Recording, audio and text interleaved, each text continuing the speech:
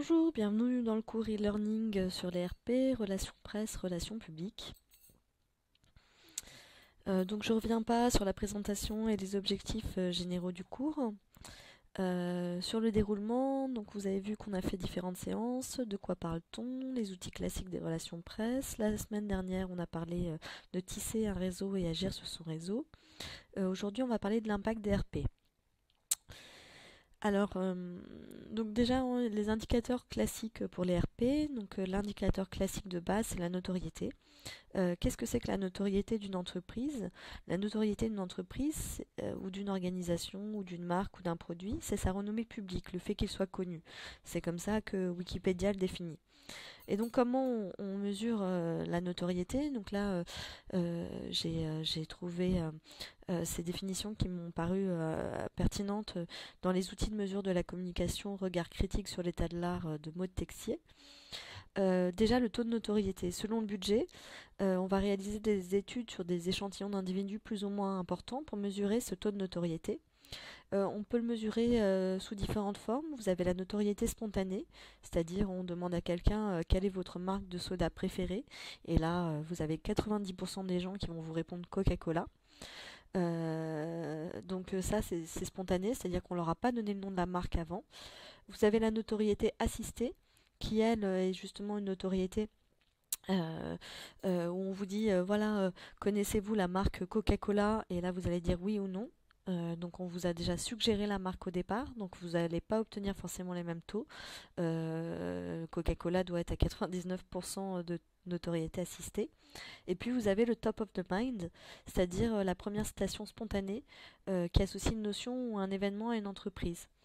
Par exemple, boisson rafraîchissante, Coca-Cola. Donc ça, c'est le top of the mind. Par ailleurs, il existe des baromètres d'image qui vont servir à mesurer l'image des entreprises auprès du grand public. On prend un échantillon de public et puis on teste différentes caractéristiques associées à l'image de l'entreprise. Est-ce que c'est une entreprise ouverte, sympa, cool, etc., etc. Enfin voilà, il y a plein de choses qu'on peut tester dans un baromètre d'image.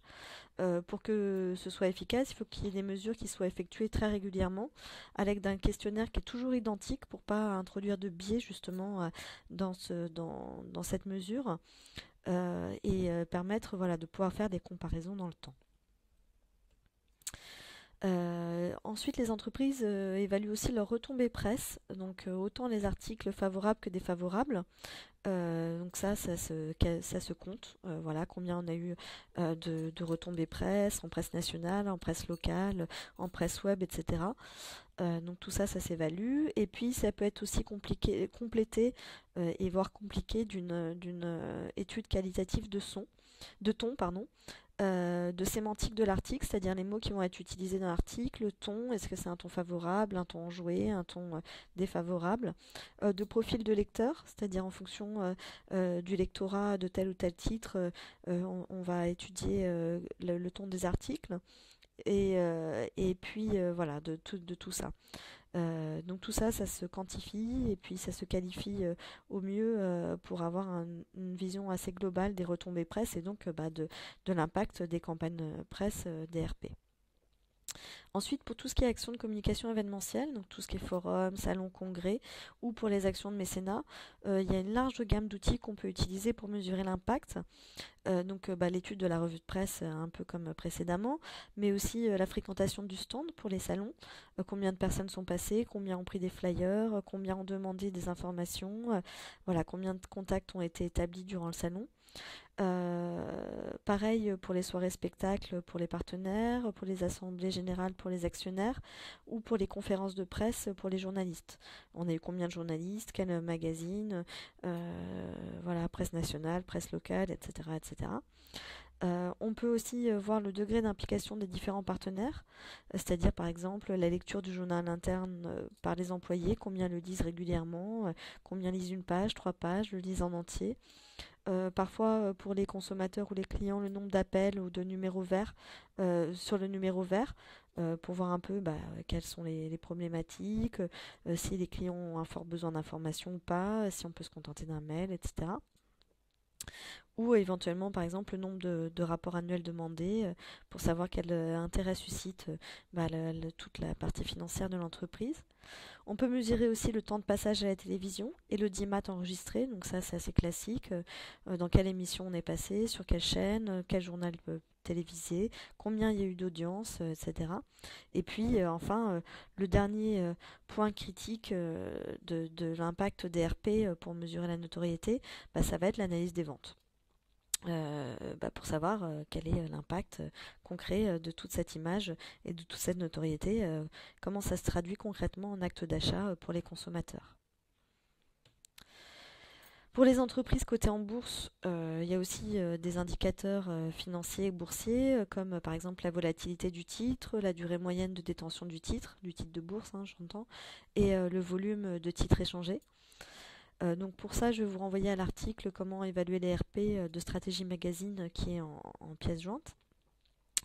Et puis enfin, il y a un dernier volet de la mesure de notoriété qui est très très important, c'est l'e-réputation, qu'on appelle parfois web réputation, cyber réputation, réputation numérique, qui est en gros la notoriété sur Internet de votre entreprise ou de votre marque. Par exemple, on trouve ça à travers l'opinion commune que les gens ont sur le web, donc les informations qui sont échangées sur votre entreprise ou sur votre marque, les avis, les commentaires, les rumeurs, etc. En gros, ça va correspondre à l'image que les internautes se font de cette marque ou de cette personne. Là, je vous renvoie à l'article e-réputation, choisir les bons outils, qui est issu de Marketing Magazine. Donc, dans les documents associés, donc vous allez trouver l'e-réputation, comment choisir les bons outils. Ce qui est important pour cet article-là, c'est que vous repériez les différents bad buzz des marques et voir comment ça peut vite mal tourner et comment est l'impact sur ces marques-là. Et puis de comprendre les enjeux de la veille et de l'importance des outils mis en place, des outils de veille mis en place pour mesurer l'e-réputation. Sur l'article sur les RP, l'important c'est comment évaluer les RP. Qui est dans Stratégie Magazine. Donc l'important c'est d'abord d'identifier les difficultés de la mesure qualitative, qu'elles soient positives ou négatives, de l'impact de CRP par rapport à la mesure quantitative qui est beaucoup plus facile. On dénombre plus facilement le nombre d'articles qu'on a dans la presse plutôt que la qualité des articles ou de leur contenu sémantique. Ensuite, quels enjeux en interne dans une entreprise sont liés à la mesure d'impact des RP? Et enfin, je vous demanderai de noter l'impact sur cette question de mesure de la rémunération des agences de RP. C'est assez intéressant. Enfin, en pratique, pour chaque campagne de RP, on va rechercher des indicateurs. Donc là, on est vraiment sur une partie plus pratique.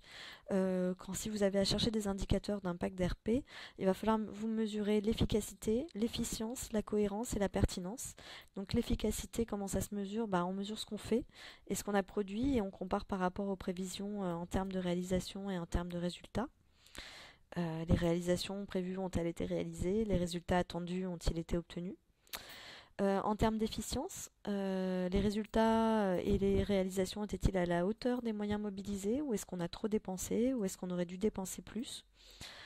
En termes de cohérence, est-ce que le projet et les actions menées ont été finalement en cohérence avec l'objectif fixé?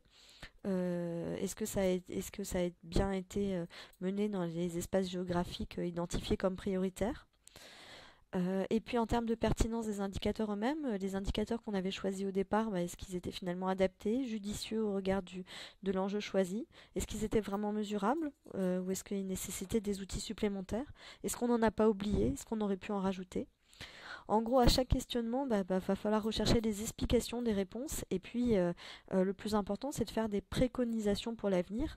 Donc, en synthèse, voilà, je vous dirais pour l'impact des RP, sur un ensemble d'un projet de RP, il va falloir à la fin tirer des conclusions sur que retenir pour l'avenir en termes de mesures d'impact.